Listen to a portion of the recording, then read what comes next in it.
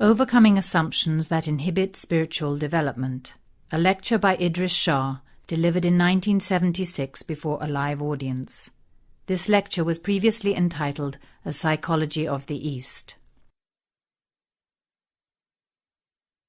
Talking of assumptions, when I was here last in San Francisco, it's in April and May, I was in this very room and I walked up roughly to where I am now here, and although there were very few people in the room whom I had met before, there was a burst of laughter, and this made me, a bit I was wondering if you were all had ESP or something, and I didn't really know what it meant. But a lot of people wrote to me after this, and one of them, who seemed more friendly than many of the others were, invited me to ask him any questions, and I said, right, could you tell me why everybody laughed when I walked up? It's like, they laughed when I sat down at the piano sort of thing. Why did they laugh as soon as they saw me? And he told me that was an assumption. The assumption was that I had walked up very quietly and slowly and perhaps slightly stiffly to the microphone and did not show my teeth.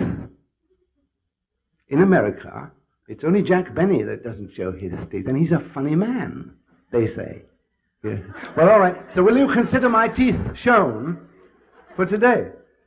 Now, since we are here in California, something which I made the assumption once upon a time could never possibly happen to me, but it has, I just want to read us into the assumption situation, which hopefully is being dissolved here. Some of you may have heard of J.B. Priestley, a famous British writer. He wrote in 1957, I looked him up because when I was coming to California I had to know something about it, and he says, California, that advanced post of our civilization with its charlatan philosophies and religions, its lack of anything old or well-tried, its total absence of anything rooted in tradition or character.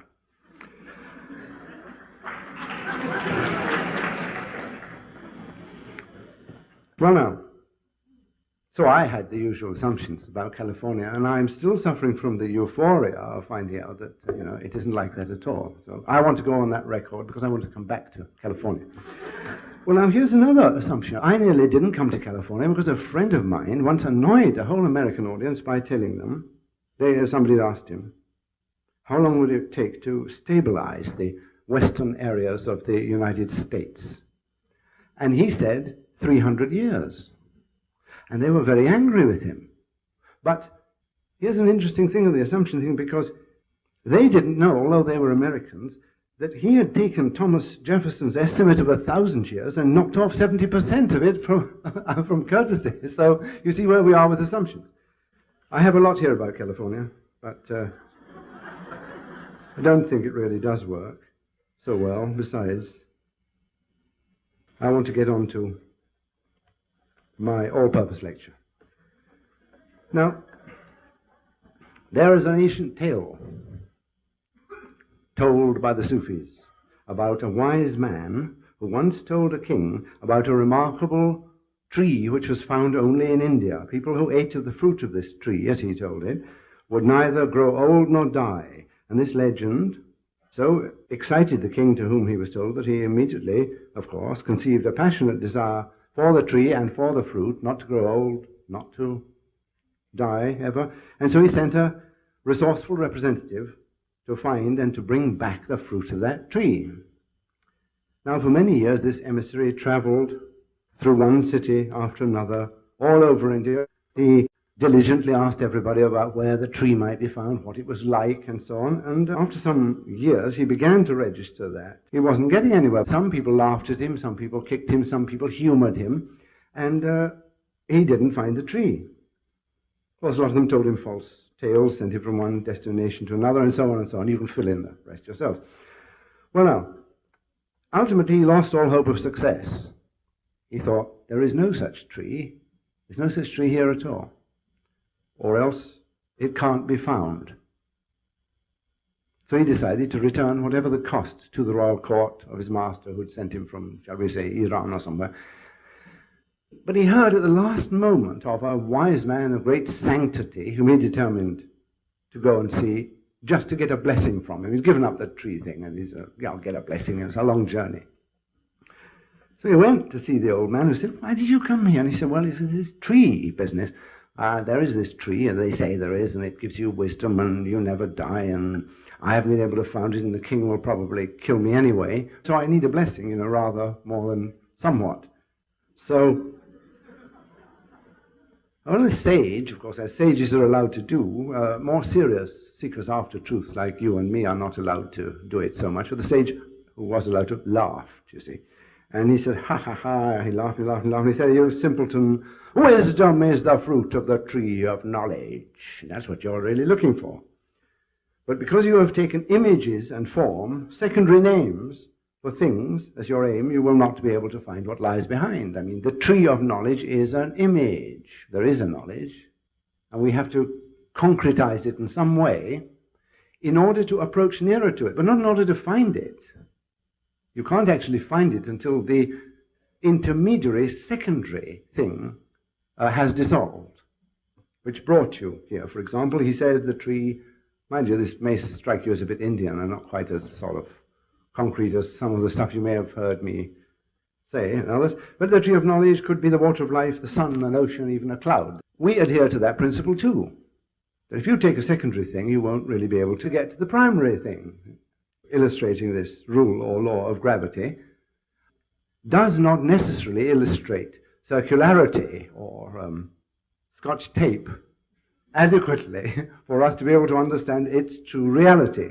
Mutatis mutandis, changing things in accordance with the subject about which we are talking. So, hence the need for study, hence the need for learning, hence the need for understanding. The ordinary human assumption system does prevent us from learning, as well as protecting us in many ways, only when we are unable to set assumptions aside, or when, for instance, an assumption becomes everything. This is true, this is real, this is totally real, therefore nothing else can be real.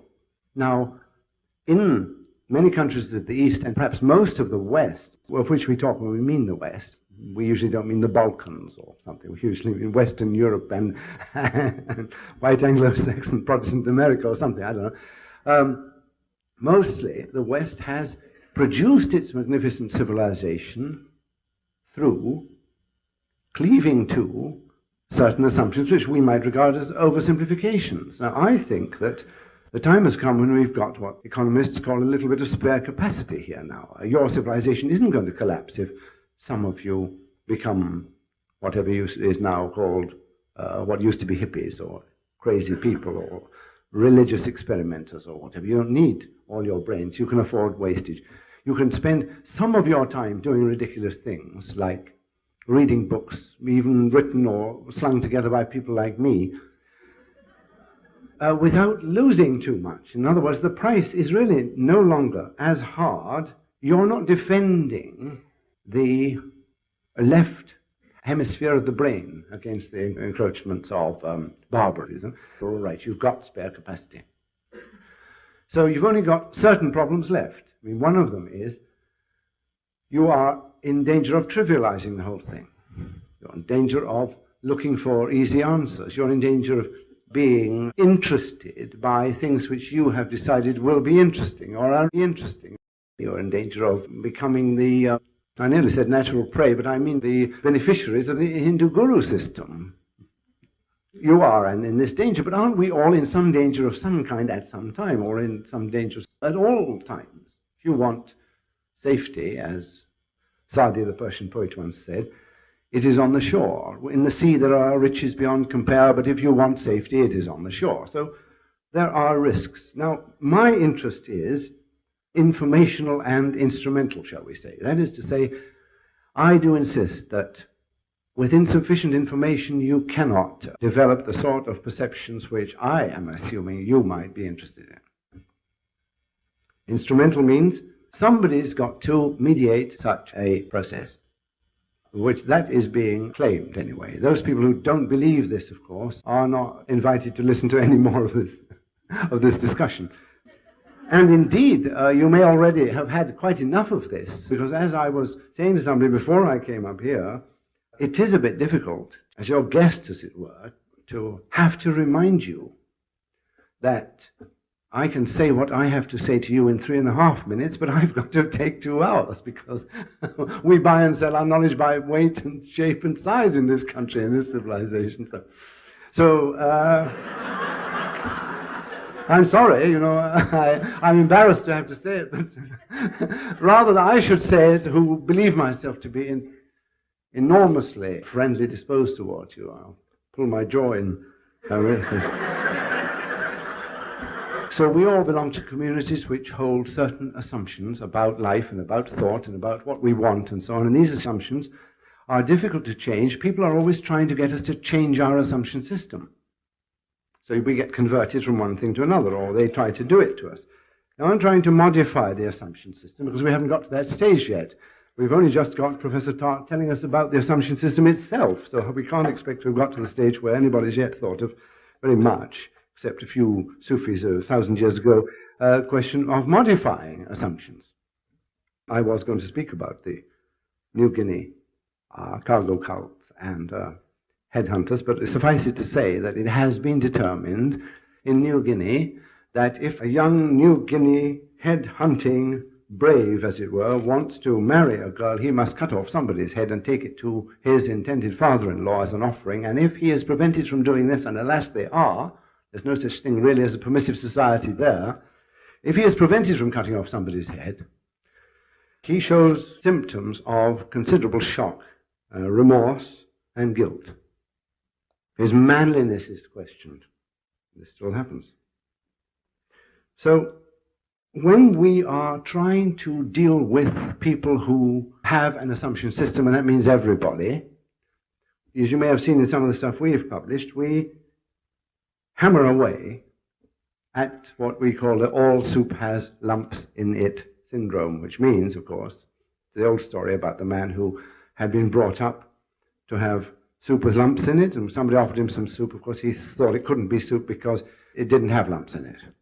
And so we call this the all soup has lumps in it syndrome. Now, this problem of assumptions is not new, is not strange, is not unusual. We have to have some sort of a framework, some sort of a model in our mind, some way of approaching the world and making sense of it. What we do need, however, is to be able to acquire more flexibility. Now, in the Western world, usually, we tend not to look for something which we don't know about already. But if we have no assumptions about something, it's very difficult for us to approach it. So when an advertiser is trying to get you to buy a product, or somebody's trying to convert you and so on, he has to build up on your assumption system. My father, and he published this in a book in the 1930s, went to Ceylon and he ran into a cannibal who was, I think he was an Englishman or a Dutchman, who was settled in Ceylon, and he was a cannibal. And my father actually publishes this man's arguments, which he found quite plausible. They started out with, I don't remember them all, but you see the interesting insidiousness of this. He says, well, after all, says the cannibal, milk is really only white blood, isn't it? So, you see, milk, yes. Well, I mean, how is it? You see, that's why my father had to get out quick. He got out before it went very much further, but there you are. Now, assumptions are our business, as it were, because what I am trying to do is a kind of a complicated conjuring trick by which I induce you to accept some assumptions as working hypotheses in order to enable you to investigate a number of systems purporting to be in the higher consciousness range, which we don't call, but you call Sufism. The word was invented by Professor August Tholuck in 1823 in Germany, by the way, Sufism. However, to induce you to approach this, I have to use a kind of semaphore built up out of bits and pieces, words like guru and words like higher consciousness and words like illumination, a bit of this and a bit of that, because we don't have any acceptable perspective or framework for it. Now, when I was looking through a book first published about 900 years ago, Al-Ghazali's Ihya al-Ulumuddin, no, actually, it was not. It was his Deliverance from Error, I'm sorry. I came across this passage. He was a Sufi. He says, people can only be told things which accord with their observations and reasonings or what they have been told. I rather suspect from the way in which this is written that it's a transcription of a lecture which he gave. Now here is a thing which he says, rational people will deny if I state it to them, 900 years ago, quote, is it possible for there to be in the world a thing, perhaps only the size of a grain, which if placed in a town, will consume that town in all its entirety and then consume itself so that virtually nothing is left of the town and what it contained? If I tell you that, you will say, no, how absurd. It must be an old wives' tale. Well, that is Al-Ghazali. Until quite recently, people wouldn't think you could destroy large things by means of small things. I hope it never happens again. Of course, as we say in England, it don't half make you think. When we are trying to interest an audience, a community, a number of people, in what we are trying to communicate, we have this problem that societies which are stabilized on a whole range of interlocking assumptions, many of which seem to verify one another, tend to feel themselves threatened by something which cannot be rationally inserted into any space left available in the thinking systems of that society. That is why people grow beards, wear turbans, spin like dervishes, and behave in a weird way. They feel themselves constrained, even in California, I'm sure, subconsciously, to create for themselves a new community because they feel that it is incompatible with membership of the ordinary, normal, civilized, or square, or conventional community to do the kind of things which are connected with their search for higher consciousness or whatever. Now, I'm putting the best possible interpretation on it. You may say they're exhibitionists and so on, or they're quite right, but in the best possible way, after all, why should there not be any normal people among them who are doing this for some reason which, although subconscious, is coherently to be understood? One result of that is that we get these artificial tribes produced, a new kind of little mini-culture. Or else we get trivialization. Trivialization is, of course, we must render what we are trying to do in your, in quotes, terms. Which means, of course, that we have to provide you with Sufi hamburgers, Sufi hymns, Sufi rats and mice, and so on. Now, we can't do that. But we also have two eyes, a nose, and a mouth, as we say in my country. We are not as different, not as crazy, not as a way out as you might think. That might be a disappointment. But we have specialized in a certain technology as you have in another one. It is your assumption more than ours that there is a dissonance between this or that the one is incompatible with the other. If, however, you have a social need to believe, I mean, the present company always accepted, a social need to believe that you've got to go into something strange, then I think it would be very useful if we get that settled now, we establish it as an assumption, and then actually you'll be able to find the strange thing much easier if you know what you want. That's part of human history, that if you know what you want, you can get it more easily than if you don't quite know what you want, but you think it's something else you want. So I give you that for nothing. All you need to do is to find out, as it were, what you want. You can test this. If you want emotional stimulus beyond a certain point, you can soon check it. What am I feeling? Well, I'm feeling like, man, I'm kind of special, so that means emotional stimulus. So you can go and get it from almost anything, and you can get it from socially acceptable or other sources according to whatever turns you on. And leave us to get on with the other thing, the kind of business we are in. You will not have failed to observe that I'm talking not didactically at all, but descriptively. In fact, I am attempting to give you a general view, a general diagnosis, not a general theory, but at least an external vision of how one sees the behavior of people who believe, because of a certain range of assumptions, that they are engaged in a purposeful study of some sort. I nearly said coherent, but they wouldn't claim that purposeful study. But I'm saying we haven't yet got to the point of purposeful study yet. And we cannot do so in a society whose assumptions, as we have called it, cannot bear the weight, like the cargo cultists, cannot bear the weight of a more sophisticated and flexible way of doing things.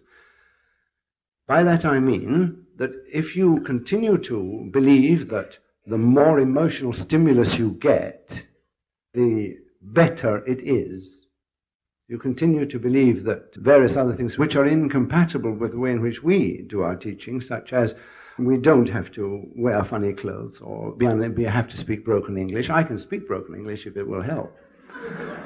We don't have to do that. But if you can't give that up, as it were, if you can't give up this need to hear it, not like it is, but from a fellow who speaks broken English, or I can speak with Indian accent, which you might find totally interesting, and I can even do lotus position, if you think that is better, you know. But I have not found it so. I have not found it so. So there is a limit to which I am able to dovetail, as it were, with your assumptions, you know. I'm glad you're not cannibals and don't drink blood, but I'm not going to speak broken English if I can get away with whatever it is I'm speaking now. I can't yet speak your way, which I'm sure is the very best way, but I think... Right now, we are talking about Sufi thought, or I am, and try to stop me. We're trying to talk about this Sufi thing as a psychology, or at least under the rubric, a word used by American scholars instead. I found it recently, I think it's a wonderful one, under the rubric of psychology. Okay. Now, what do we have to say about this problem of assumptions which stand in the way of learning the kind of thing that we say can be learned?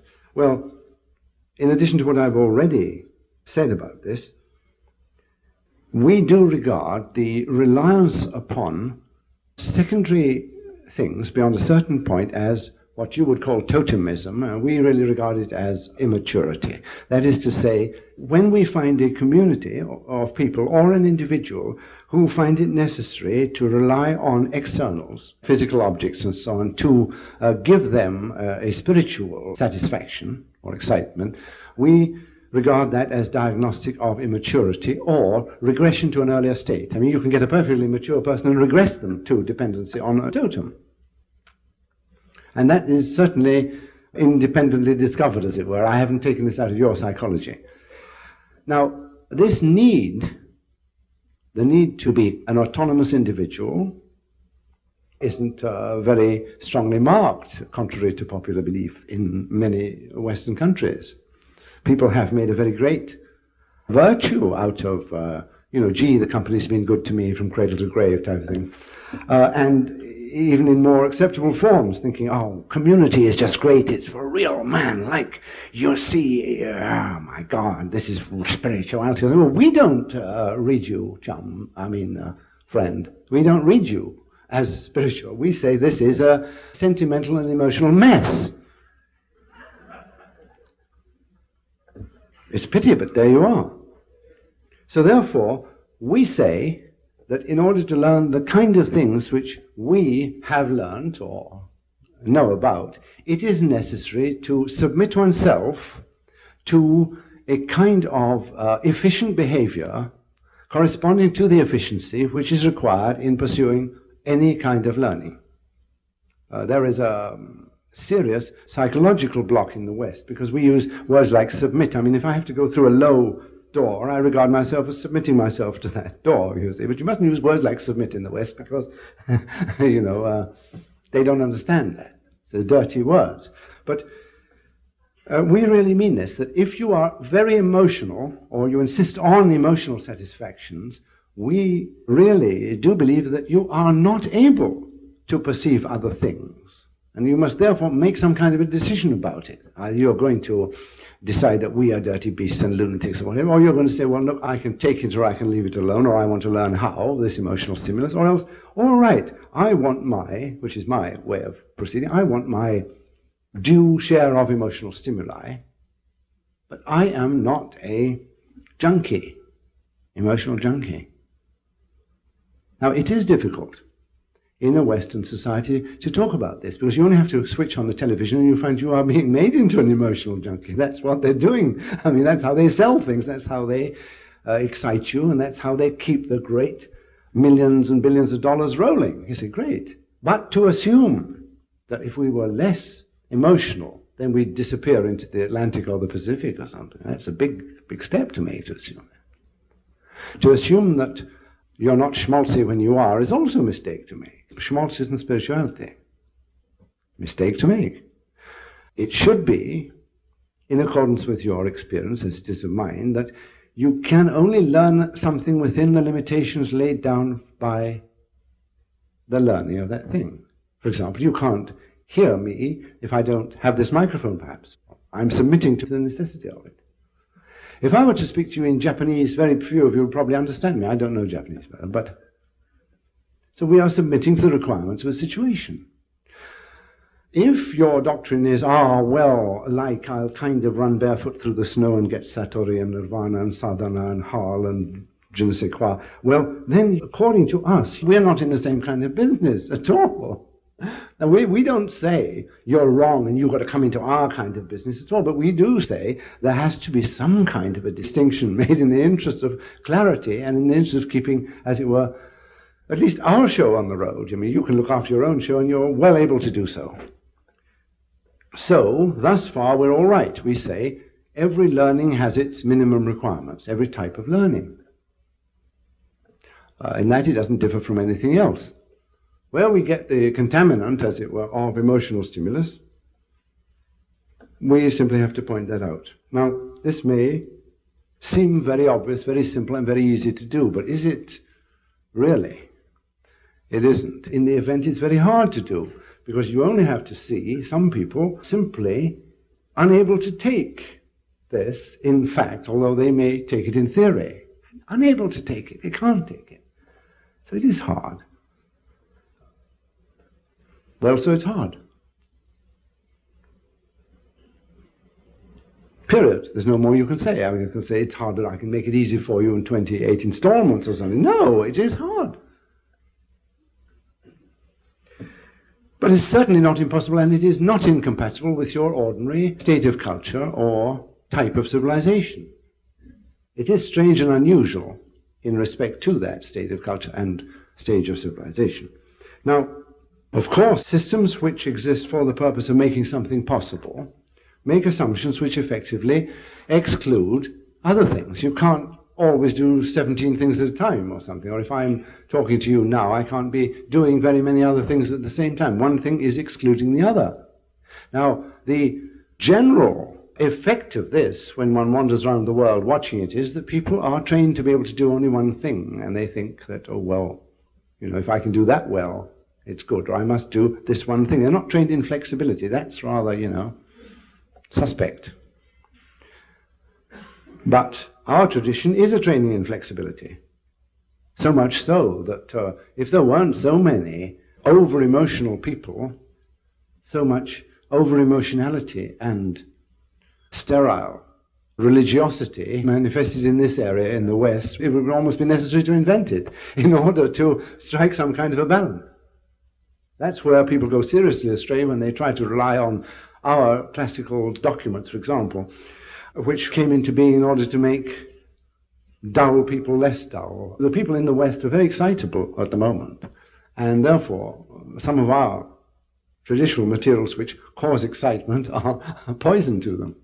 So, one must learn to be flexible. One must learn to question assumptions. One must learn to put up other assumptions than one's customary ones, to study things. Now, what are the things? Some of the things are our, for example, narrative materials, which I've published quite a lot of, various kinds of stories and apologues and aphorisms and encounter teaching and this and then the other. Now, various points of view on that produce a certain kind of flexibility, but trying too hard doesn't work. Trying to make out what it means doesn't work, because this material is instrumental, not indoctrination. We believe that it is necessary not ever to regard transient things as constants. And this is rather like saying, in a way, oversimplified, is like saying all reality is imagination. Or something. The world is a jest, shun it. No, all right, that's an oversimplification. Transient thing regarded as a constant is the same as regarding an instrument as a be-all and end-all, making a totem out of a formula and so on. Now, we say one must treat transience as if it were the constant. This is very difficult in Western society because there's a block. Because transience means it'll go away. It means I'll lose it, my property, my life. I'm getting older. I'm going to die. Where am I going? I don't want to go away. I want to stay here. I don't want to lose anything. I want to get something. How do I get my piece of the action? Well, that's what it's all based on. Now, of course, we have this strange paradox, and it is a very strange paradox, that by setting yourself aside from dependence on secondary objects, you actually are able to deal with them much better. In other words, by giving up, you gain.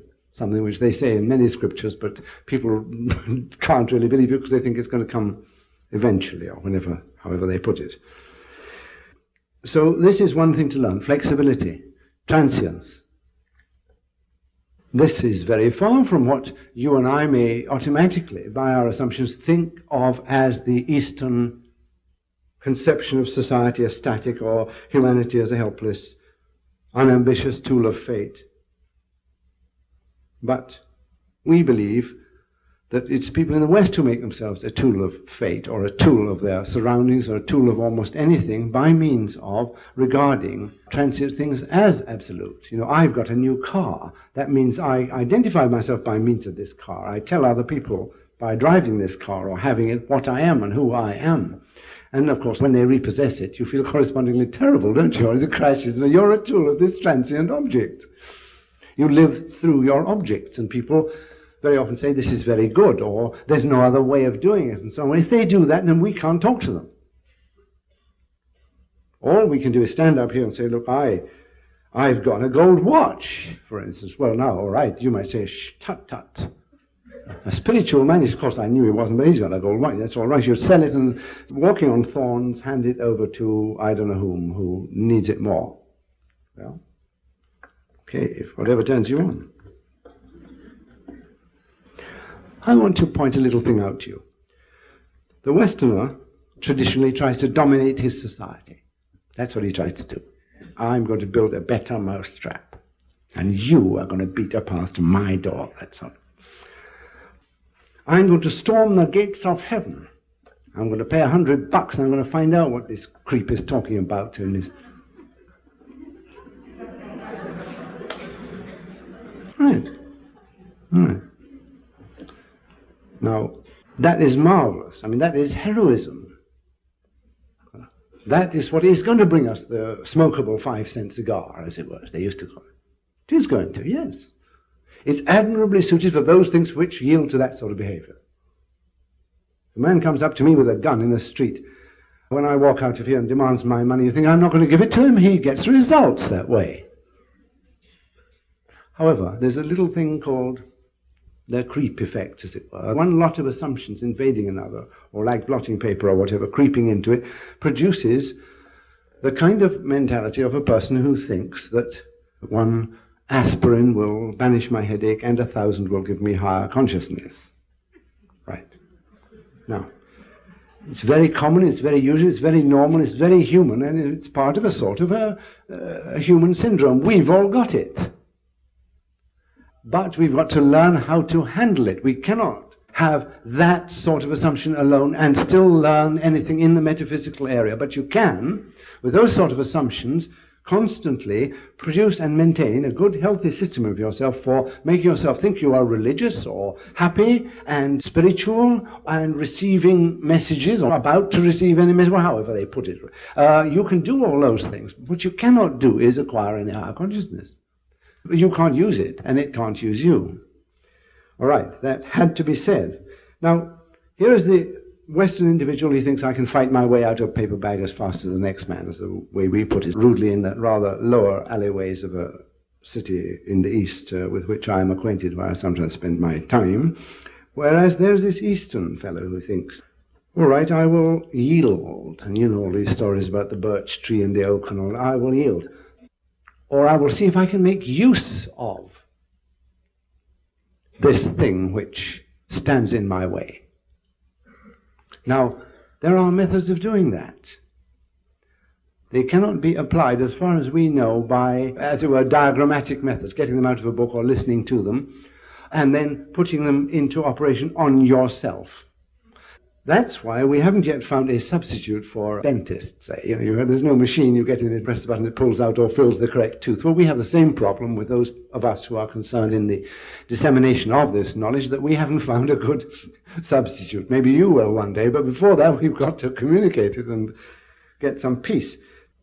But I really believe that you may have, to some extent, gone down a little bit of a blind alley in the idea of accepting large chunks of assumptions about Eastern philosophy and even about spiritual people and what is truth, what is beauty, what is fulfillment, what is this and what is that, because I can easily find out, and often have, what I would have to do in order to convince a significant number of people, a few million, say, that I was a kind of a miraculous, wonder-working, religious, top-level guru or something. Now, when you do a printout, as it were, of this, you get very embarrassed at being a human being at all, and living in such company, because you can see it's already been worked out by Madison Avenue, and they know how to do it, and this is how a lot of people have done it in the past, and we are all heirs to that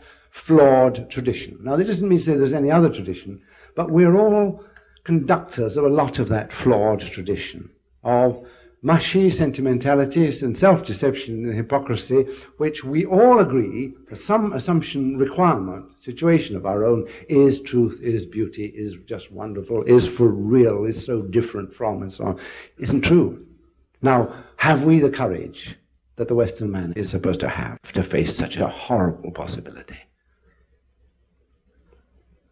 Have we? Well, I ask you if you have. Have you got the courage to face it as a possibility without hating yourself, hating me, kicking the dog, or having to think of some other way out? I ask you. Now, I say that partly because I do not believe that the importation of complete systems from one place to another is the way in which this thing has been or can be learned.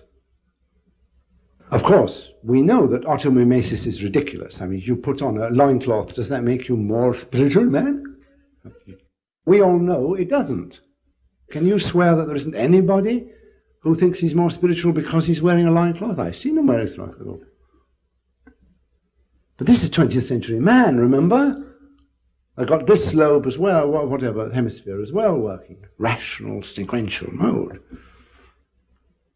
I only say this because I'm trying to give you some kind of analogy that it is not necessarily true that the real thing is more complete, more perfect, if you happen to bring it in here straight off the plane from Delhi or Bombay or Karachi or Cairo or whatever. We have to work with a human being in accordance with his possibilities. Now, this penny hasn't dropped, as they say yet. This has not been properly registered.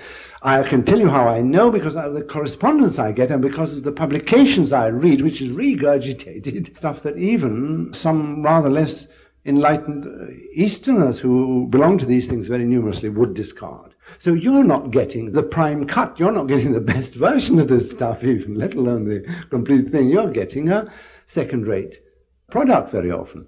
Now, in order to try and get that cart back on the rails, why don't we approach this whole problem by getting your thinkers, your hard and soft scientists, to have a look at what we are doing and what we are saying and judge to what extent it is compatible with your experience and your research. And you'll find that there are definite relationships. Like I dug out here something. They say that the hard-nosed, hard science man, materialist, will have nothing to do with spirituality, and yet I see that you've got Albert Einstein says, quote, "The cosmic religious experience is the strongest and noblest driving force behind scientific research." So you've got your own traditions, as it were, here. You've got sayings from your own gurus. There's Albert Einstein. He's your guru. He said that. Now how about it? Now I can bolt something onto that, and we can be in business. But if you want me to teach you Lotus position, then I decline to do so, on the grounds that it is a sociological phenomenon. I don't say insane, because other people are better qualified to judge of it. Dr. Evan Harris Walker, an eminent theoretical physicist, they say, is on record as saying, quote, "It now appears that research underway offers the possibility of establishing the existence of an agency having the properties and characteristics generally ascribed to the religious concept of God." All right, I'll go along with that. The Sufis, whom your encyclopedias are almost sure to define as Islamic experiential religionists, ecstatics, dancing dervishes, monks, medieval friars, and so on, have been baffling outward students of religion for at least 1,000 years by discussing in texts continuously extant and notionally religious psychological documents, such things as space travel, atomic power, time-space theory, circulation of the blood, third dimension, aviation, and transmission of pictures to panels set in walls. So what I'm doing is nothing new. There has been an interregnum, there has been a decay in spiritual science and psychological investigation, during which the ropier side, the hairier side of Guruism has taken over, as it were, and we have Gresham's law, bad drives out good. And I've got to say it. But do not despair. Help is at hand. I am here.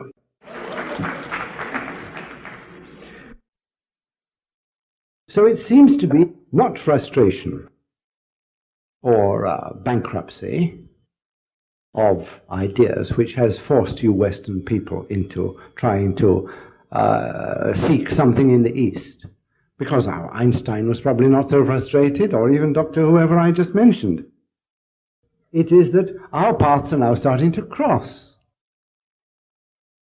You are looking for something perhaps that we've been working with for a long time. We certainly need what you've been working with for a long time. I'm trying to show you a continuum of our kind of thought with of today with our kind of thought traditionally. I have to establish that what I am saying and doing and my associates is not different from what we've always done, and we have to do this against the cloud of assumptions that because we don't speak broken English and claim to fly to the moon to do our ablutions, as somebody once claimed to my friend Mr. Brent, that we are not involved in this question of extra-dimensional perception or understanding of humanity. We are. Now, we have continuously maintained that human beliefs are produced and sustained, for the most part, by the environment, by the culture, and that what people generally call belief is not something which can only be ascribed to divine or diabolical activity, or even to the rightness of something. It is tension, repetition, anxiety, authoritative figures, canonical literature, and the whole lot. However, the most exciting thing I have ever experienced has been recently when I have at last discovered large numbers of people in the West who are prepared to study what we are trying to do in its own terms. And that doesn't mean to say by a quasi-mystical masquerade and capering. That means according to the assumptions which this system says it wants you to hold for a period in order to investigate something. Now, this is starting to happen in the West. I have to tell you, it is very exciting because, one does begin to see the end of one's life approaching after 30 or 40 years of this sort of activity, and we are seeing this corner turning. But it's only recently that we really are able to talk to you, just as the man who was talking about how can a tiny speck of something consume a city 900 years ago wouldn't have been listened to 50 or 100 years ago, would he? At last we've got this possibility of communicating with people in the terms that we need. And so we are able to answer the question which some famous American once put, and I regard that as quite a metaphysical question, although he probably regarded it as something else. He said, you can take a person away from ignorance, but can you take the ignorance away from a person? And I think, yes, I think it can now be done. Which is quite exciting, because I've been saying it can't be done for so long that even I'm getting tired of the sound of my own voice.